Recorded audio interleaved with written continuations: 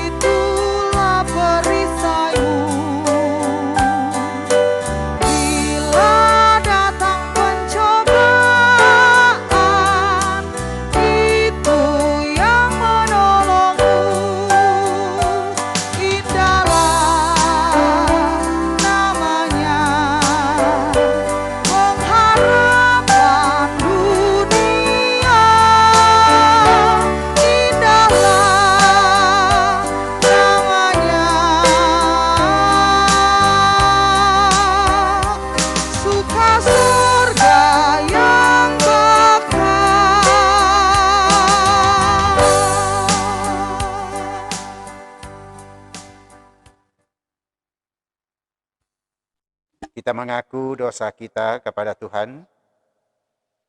Jemaat, silakan duduk.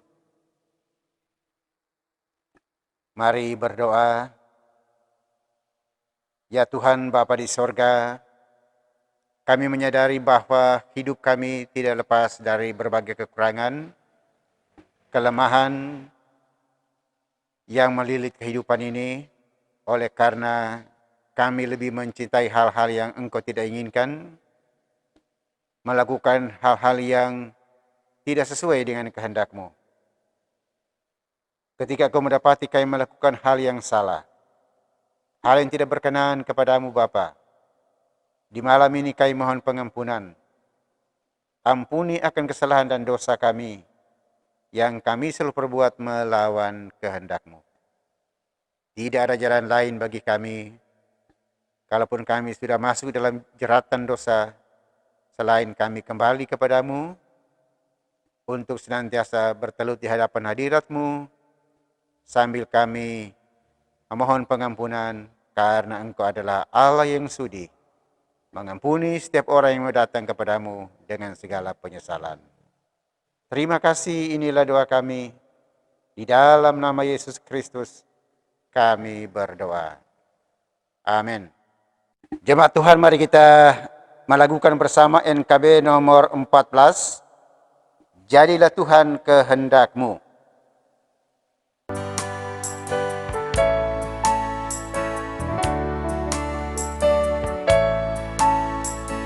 Jadilah Tuhan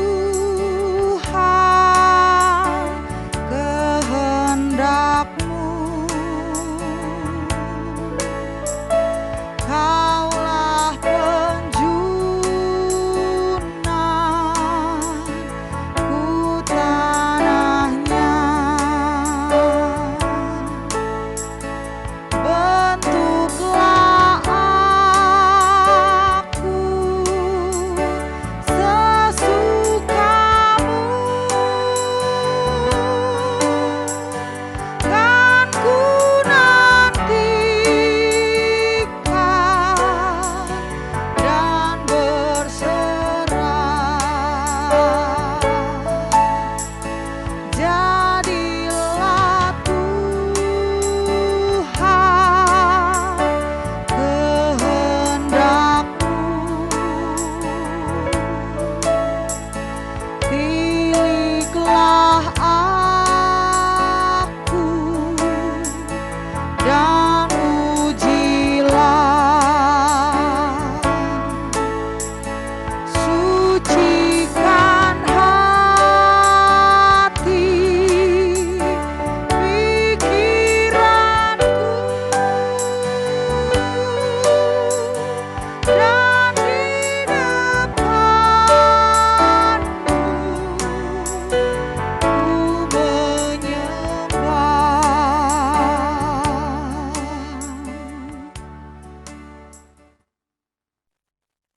Tiba saatnya kita akan belajar firman, membaca Alkitab. Sebelum kita membaca, mari kita berdoa. Ya Yesus Kristus, Kepala Gereja Tuhan kami yang hidup,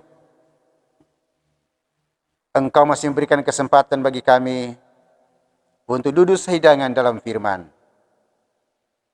Berikan hikmat, kearifan bagi kami, kemampuan bagi kami semua, untuk mendengar secara baik dan membaca secara baik firman-Mu ini, agar supaya apa yang kami baca ini benar-benar menjadi suluh dan pedoman dalam kehidupan kami. Roh Kudus bekerja dalam hati dan pikiran kami, sehingga firman yang boleh kami dengar dan baca saat ini menjadikan sesuatu yang berharga bagi kami, dimanapun kami pergi dan berada. Inilah doa kami, dalam nama Yesus Kristus, firman hidup, kami berdoa. Amin. Jemaat Tuhan, mari kita masih dalam pembacaan yang sama, Injil Markus pasal yang kedua, ayat 1 hingga ayat yang ke-12. Ini menjadi perenungan warga Gemim sepanjang minggu yang kita jalani bersama. Sekali lagi Injil Markus pasal 2 ayat 1 sampai 12. Perikop judul dari bacaan ini, orang lumpuh disembuhkan. Kemudian Sesudah lewat beberapa hari, waktu Yesus datang lagi ke Kapernaum, tersiarlah kabar bahwa ia ada di rumah. Maka datanglah orang-orang berkerumun sehingga tidak ada lagi tempat. Bahkan di muka pintu pun tidak. Bahkan di muka pintu pun tidak. Sementara ia memberitakan firman kepada mereka, ada orang yang datang membawa kepadanya seorang lumpuh digotong oleh 4 orang. Tetapi mereka tidak dapat membawanya kepadanya karena orang banyak itu.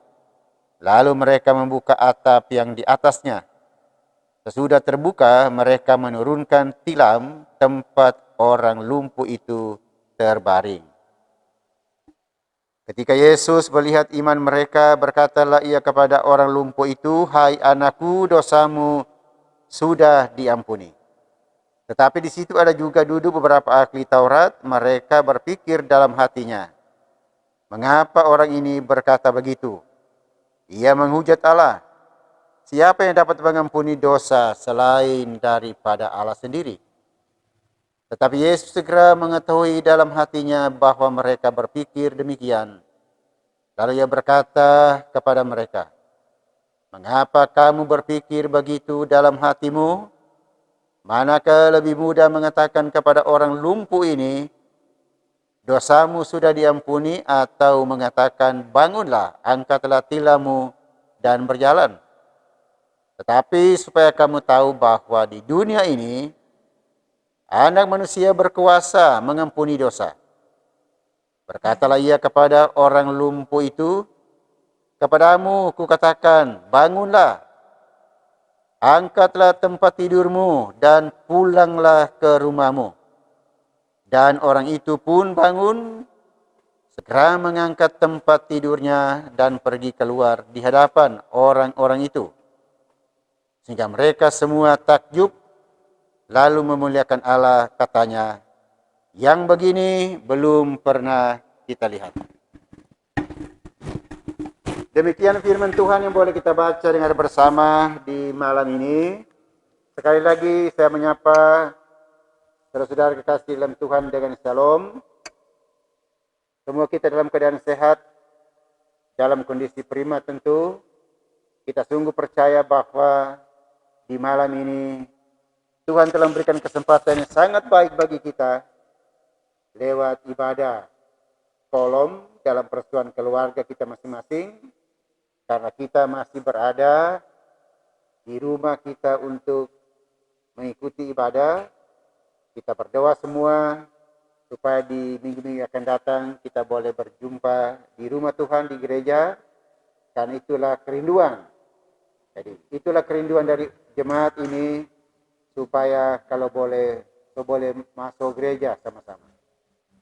Saudara kekasih dalam Tuhan, satu hal yang penting bagi kita semua, bahwa walaupun kita beribadah di rumah, tidak mengurangi ketaatan dan kesetiaan kita kepada Tuhan.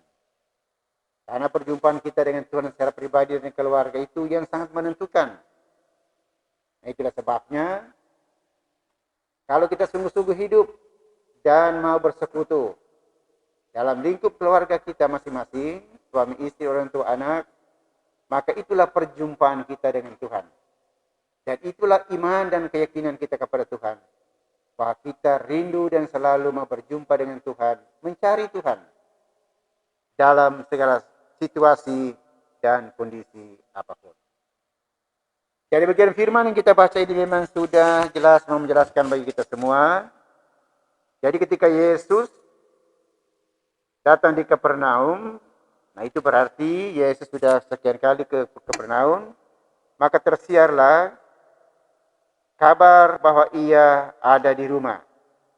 Kalau kita perhatikan ayat 1 itu, kemudian sesudah lewat beberapa hari, waktu Yesus datang lagi ke Kapernaum, tersiarlah kabar bahwa ia ada di rumah. Ketika orang banyak mendengarkan Yesus ada dan sementara mengajar di rumah, berbondong-bondonglah orang banyak itu menjumpai Yesus. Tidak mudah untuk menembusi kerumunan orang banyak pada saat itu, karena begitu banyak orang-orang yang mau rindu untuk berjumpa dengan Yesus. Sehingga tidak ada lagi tempat untuk bagaimana mereka harus berjumpa dengan Yesus. Tapi sesungguhnya ketika Yesus sementara mengajar, menyampaikan firman, di sana kita melihat bahwa ada orang datang membawa kepadanya seorang lumpuh, ayat yang ketiga yang kita baca tadi dari bacaan. Jadi orang lumpuh itu digotong oleh 4 orang. Jadi dibawa agar supaya berjumpa dengan Yesus, karena ketika mereka membawa orang lumpuh ini kepada Yesus, ada keyakinan bagi mereka Yesus mampu menyembuhkan orang lumpuh ini. Jadi luar biasa, saudara-saudara. Tetapi apa yang terjadi dalam bacaan ini? Mereka tidak dapat membawanya karena kerumunan orang banyak itu. Dan mereka membuka atap yang di atasnya. Itu berarti mereka mengambil jalan pintas, karena memang rumah pada saat itu di Palestina memang hanya rumah sederhana.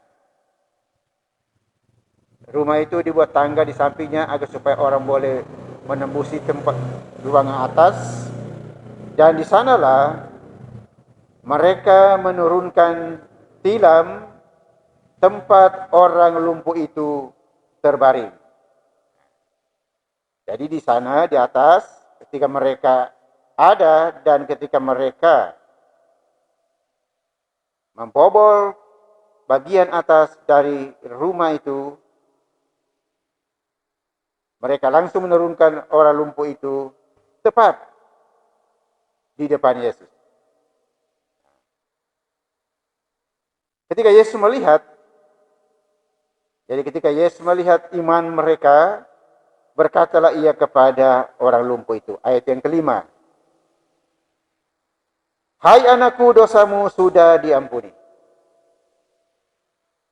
Jadi ungkapan hai anakku itu menunjuk kepada keakraban, sebagai ungkapan kasih sayang, dan tidak dijelaskan berapa umur dari seorang lumpuh ini, tidak dijelaskan oleh tulisan Alkitab, penulis Alkitab, penulis Injil Markus. Ketika Yesus melihat orang lumpuh sekali lagi,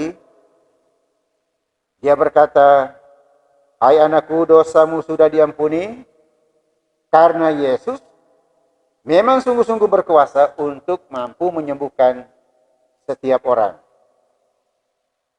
Karena dialah yang mampu mengalahkan dosa itu lewat perbuatan keajaibannya, dan dialah yang dikatakan sebagai Yesus Kristus adalah Mesias, Anak Allah. Tapi ungkapan Yesus ini menjadi sesuatu hal yang perlu disimak oleh kaum ahli Taurat. Maka mereka berucap dalam hati mereka, pikiran mereka, mengapa orang ini berkata begitu? Ia menghujat Allah. Siapa yang dapat mengampuni dosa selain daripada Allah sendiri? Ayat yang ke-7. Dan memang pemahaman ahli Taurat pada saat itu, tidak ada orang yang dapat menyembuhkan orang sakit selain Allah yang mereka percayai. Nah, terkasih dalam Tuhan, kalau kita melihat bagaimana Yesus berucap seperti itu dan mendapat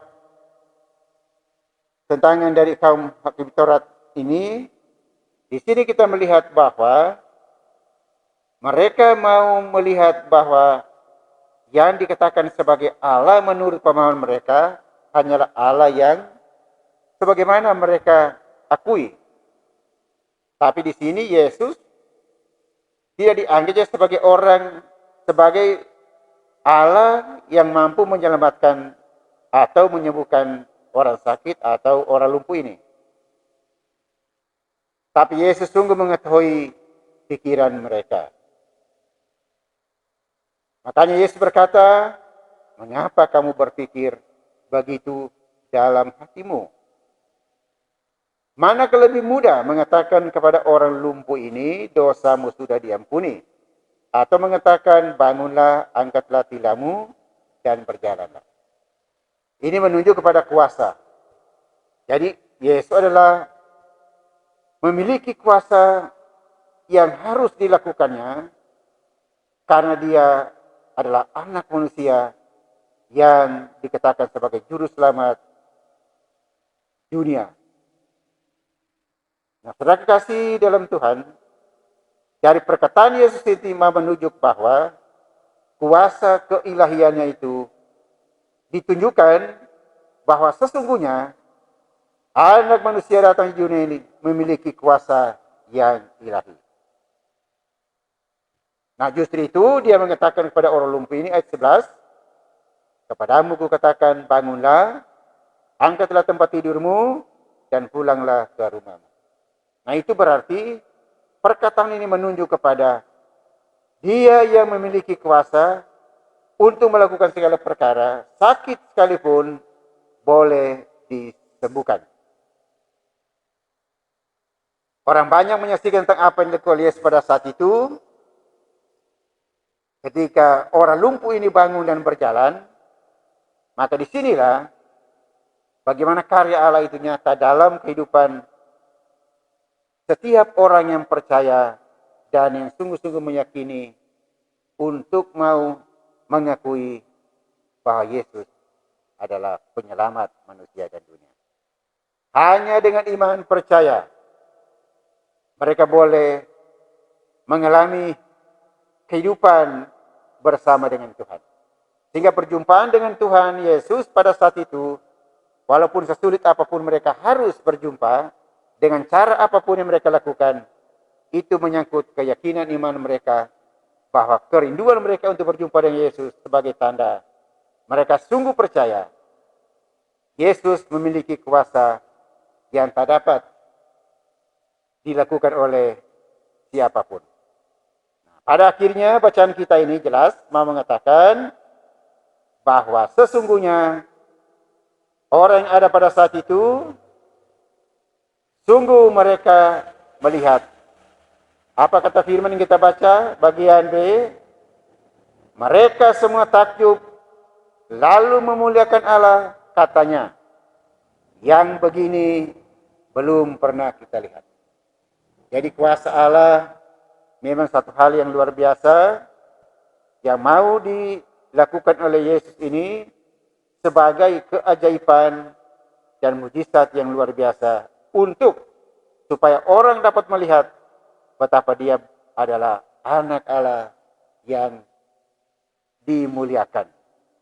Nah, saudara kekasih dalam Tuhan, mari kita sebagai keluarga jemaat Tuhan di ibadah kolom ini, jadi mari tidak lama ibadah singkat ini, hanya singkat kita beribadah dalam pengertian, karena kalau orang belajar tentang ibadah kolom ini dari sejarahnya dulu dikatakan dengan ibadah salinan, baru dikatakan dengan evangelisasi. Nah, itu dulu di masa-masa pemuda bilang, oh gimana mau evang. Jadi seperti itu. Jadi apa yang disampaikan di gereja disalin kembali di ibadah-ibadah salinan itu, dan sekarang dikatakan ibadah kolom.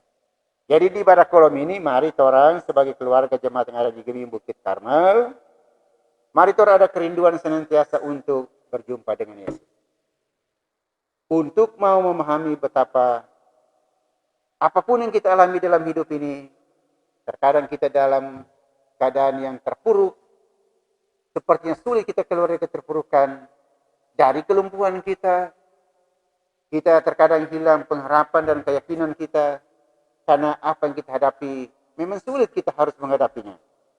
Tetapi kita harus akui dan kita harus percaya betapa kehidupan ini kita tidak sendirian, ada orang lain di sekitar kita. Ada orang yang boleh membantu kita. Ada orang yang boleh memberikan penguatan bagi kita. Kalaupun kita rasanya tidak mampu untuk mengalami persoalan hidup ini, ada orang lain yang bisa memberikan penyegaran bagi kita. Untuk berjumpa dengan Tuhan. Nah, itulah sebabnya, sebagai keluarga, anggota jemaat yang ada di kolom, sebagai suami istri, orang tua dan anak, jangan orang sepertinya pasrah dalam keadaan, pasrah pada keadaan, tapi mari orang harus bangkit dari situasi yang membuat kita tidak berdaya. Sebagaimana orang lumpuh ini, dengan keyakinannya, dengan dorongan orang-orang di sekitarnya, mereka bawa untuk berjumpa dengan Tuhan sebagai bagian dari kerinduan untuk hidup dan mau menjumpai Yesus, karena dalam keyakinan segala sesuatu hanyalah Yesus mampu untuk mengubah, baik itu dalam menyembuhkan maupun mengubah cara hidup kita dan mengarahkan kita. Nah, itulah sebabnya mari saudara, keluarga jemaat yang ada di kolom, di malam ini, lewat ibadah kolom pada malam ini, mari kita semua menyatu dalam kasih sambil kita percaya ketika iman kita kuat dan kokoh untuk hidup di dalam Tuhan, di sanalah ada kehidupan baru bagi kita. Jadi ketika seorang lemah, kita akan dikuatkan. Ketika kita dalam kekecewaan, dalam situasi yang cemas, dia akan menghibur dan menguatkan kita. Dan itulah Yesus yang kita imani, sanggup melakukan segala perkara dalam kehidupan ini. Mari kita yakin dan percaya bahwa hanya di dalam Yesus kehidupan kita mendapat kelegaan. Terpujilah Kristus, Tuhan Yesus memberkati.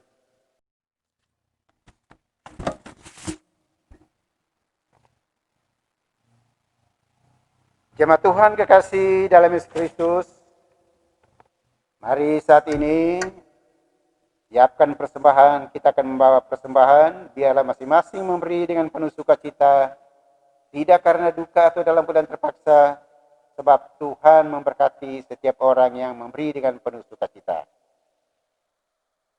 Sementara kita memberi, kita lakukan NNBT nomor 35, Tuhan Kau Gembala yang Baik.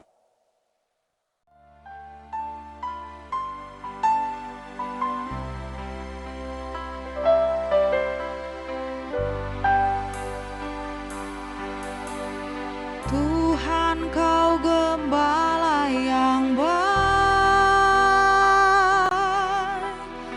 tuntun kami domba-domba-Mu. Berilah rahmat-Mu dan hikmat-Mu Tuhan, hidup dalam pengorbanan-Mu. Di kembara hidup ini, menapaki janji setia-Mu, menaburkan dan menebarkan yang baik dalam keagungan kasih-Mu. Bimbinglah kami seturut firman-Mu, tabah dan setia selamanya.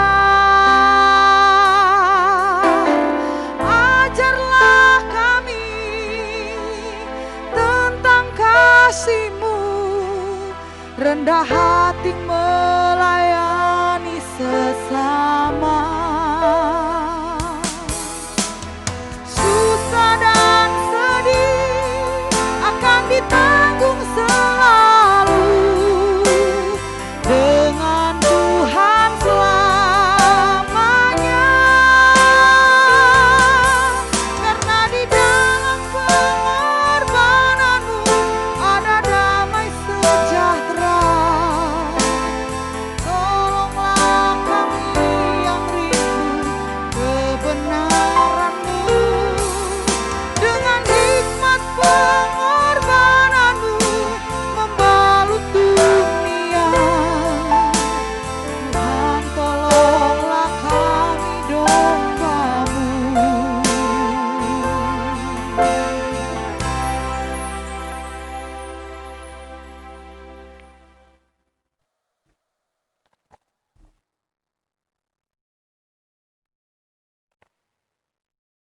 kita berdoa.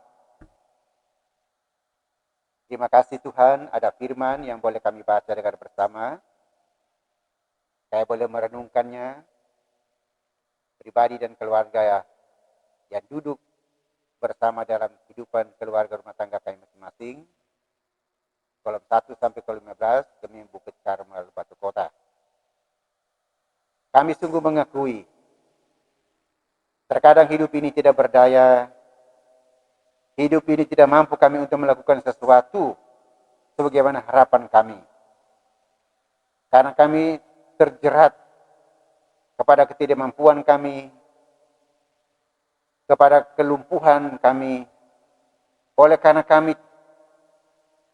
tidak meyakini bahwa segala sesuatu Tuhan Yesus sanggup melakukan segala perkara bagi kami.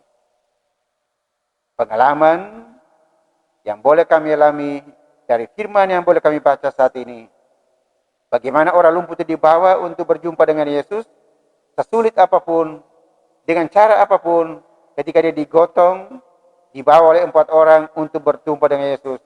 Di sanalah niat yang baik dari orang-orang di sekitarnya untuk membawa orang lumpuh ini sebagai keprihatinan, tanggung jawab bersama, untuk supaya orang lumpuh ini boleh disembuhkan, dipulihkan, dikuatkan. Bapa, kami sungguh percaya. Dari firman ini mengajar kepada kami semua, kami tidak sendirian. Masih ada orang-orang di sekitar kami yang memperhatikan kami. Nah, oleh sebab itu, dalam hidup kami sebagai orang percaya tentu kami meyakini betapa hidup ini hanya berarti kalau kami selalu mau hidup berjumpa dengan Tuhan, dan biarlah senantiasa kami selalu melakukan apa yang Engkau kehendaki dalam hidup ini. Maka diberkatilah kehidupan keluarga kami masing-masing, diberkatilah suami, istri, orang tua, anak. Biar kami senantiasa selalu rindu berjumpa dengan Tuhan, baik pribadi maupun keluarga. Kami tidak pasrah pada keadaan, kami tidak mengalah kepada keadaan, tapi kami mampu untuk melawan segala kondisi dan keadaan. Karena kami punya keyakinan, Tuhan Yesus yang kami imani adalah mampu melakukan segala sesuatu sesuai dengan apa yang direncanakannya bagi kami. Diberkati kami setiap rumah tangga keluarga, rencana kami ke depan, diberkati Tuhan, dan biar kami juga saling menopang dalam doa bersama, apalagi dalam rangka tugas pengiriman gereja, Koram yang ada di Gemim Bukit Karmel Batu Kota, biar kami saling menopang dalam doa, pemberian diri, bagaimana kami membangun gereja ini, jemaat ini, dalam satu persatuan tubuh Kristus, supaya Gemim Bukit Karmel Batu Kota menjadi jemaat yang hidup di dalam kedewasaan. Dan itu menjadi keyakinan kami semua. Segala program yang telah kami lakukan menjadi keputusan bersama tidak akan mungkin dapat terlaksana tanpa topangan dari seluruh warga jemaat. Dan biarlah semua jemaat sungguh sadar dan mengakui bahwa keterpanggilan sebagai anggota jemaat adalah pelayan sebagai warga gereja, untuk senantiasa mampu menerjemahkan beri tugas panggilan gereja yang menjadi tanggung jawab setiap anggota siri jemaat. Bapa, ketika kami memberikan persembahan itu berarti kami sangat bersyukur bahwa Tuhan masih memberikan nafas hidup, sehat kuat, dan telah memberkati kami. Jadi kalau persembahan kami berikan ini berguna dan berbau harum di hadapan hadirat-Mu yang kudus, dalam rangka memenuhi segala program gereja masih Injil binasa dalam tanggung jawabnya di setiap hari. Anggota jemaat yang ada di kolom 1 sampai 12, kalaupun ada pergumulan, menjadi doa kami secara bersama, baik mereka yang mungkin dalam keadaan sakit, di rumah sakit, Tuhan sembuhkan mereka semua. Ada pergumulan keluarga, kami juga secara bersama berdoa, biarlah di tengah pergumulan itu mereka boleh keluar dan bangkit dari pergumulan untuk senantiasa mampu menghadapinya. Sambil keluarga-keluarga percaya mereka memiliki iman yang kokoh dan kuat kepada Kristus Tuhan, karena Dialah sanggup melakukan segala sesuatu yang mereka alami dalam hidup di setiap hari. Terima kasih semua. Padam bekerja diberkati Tuhan. Semua yang selalu menopang tugas panggilan gereja ini, saudara-saudara kami yang memberi diri, terlebih saudara kami yang terlibat dalam tim multimedia yang selalu berusaha untuk menyampaikan kabar baik, berita keselamatan lewat media ini. Tuhan berkati mereka semua yang tak dapat disebutkan satu persatu. Berkati mereka pribadi, tugas tanggung jawab kerja mereka dan kehidupan bersama keluarga mereka dan orang tua mereka. Terima kasih Bapa. Sepanjang hari-hari hidup kami hanya serahkan dalam tangan penuh kasih, sambil Engkau mau mengampuni akan segala pelanggaran kami. Di dalam nama Yesus Kristus, kami berdoa secara pribadi.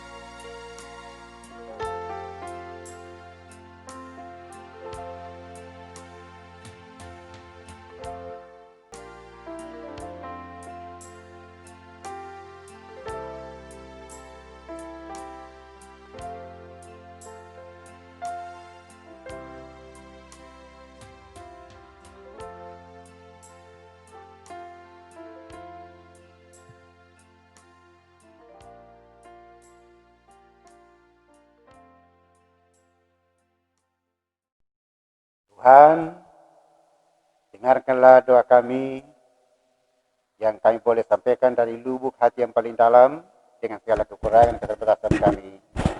Tuhan mendengarkan doa kami. Mari kita akhiri doa ini dengan doa Bapa kami. Silakan kita berdoa masing-masing di rumah keluarga kita masing-masing. Bapa kami yang di surga, dikuduskan namamu, katalah kerajaanmu, jadilah kehendakmu dulu seperti di surga. Juga pada hari ini makanan kami secukupnya, dan ampuni segala kesalahan kami. Bagi kami juga mengampuni orang bersalah kepada kami, jangan membuat pencobaan.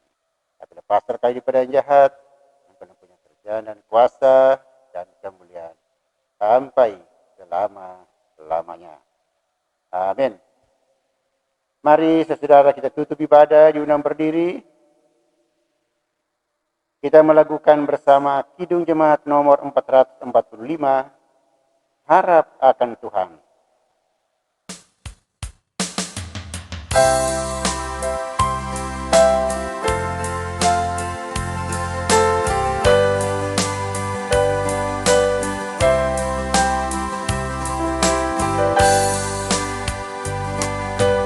Harap akan Tuhan, hai jiwaku, Dia perlindungan dalam susahmu. Jangan resah, tabah berserah,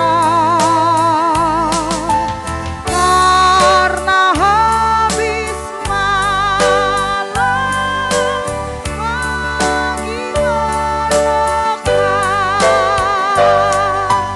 dalam derita dan kemelut, Tuhan yang setia menolongmu.